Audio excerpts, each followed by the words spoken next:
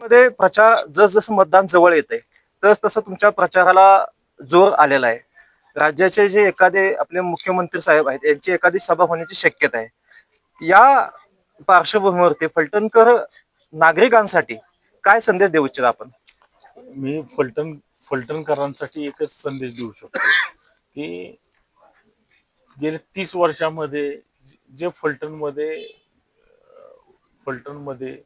फलटण विकासापासून लांब ठेवण्याचा प्रयत्न जाणीवपूर्वक झाला, त्या त्या प्रयत्नाला कुठेतरी आता बगल देऊन फलटण शहर प्रगतीच्या दिशेने नेण्याचा प्रयत्न भारतीय जनता पार्टी आणि राष्ट्रवादी अजितदादा गट यांच्या माध्यमातून आमचा प्रयत्न चाललेले आहे.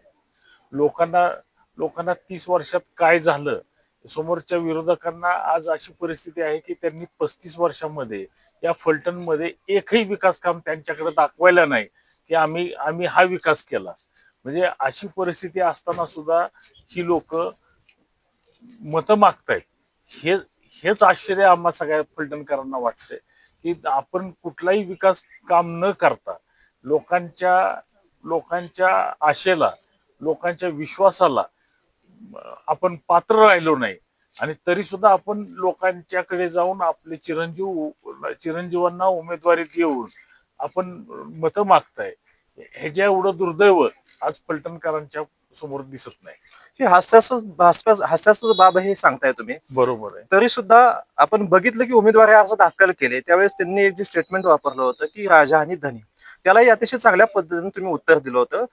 नागरिकांमधनं या विषमतेला नेमका कसा प्रतिसाद मिळतोय तुम्हाला?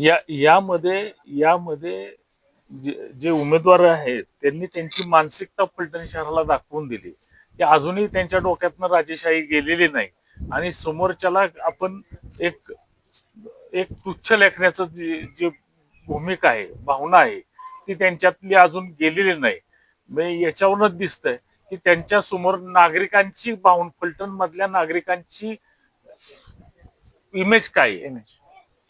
म्हणजे फलटणच्या नागरिकांना नागरिक ही न समजणारी लोक, स्वतःला राजा म्हणून घेणारी लोक,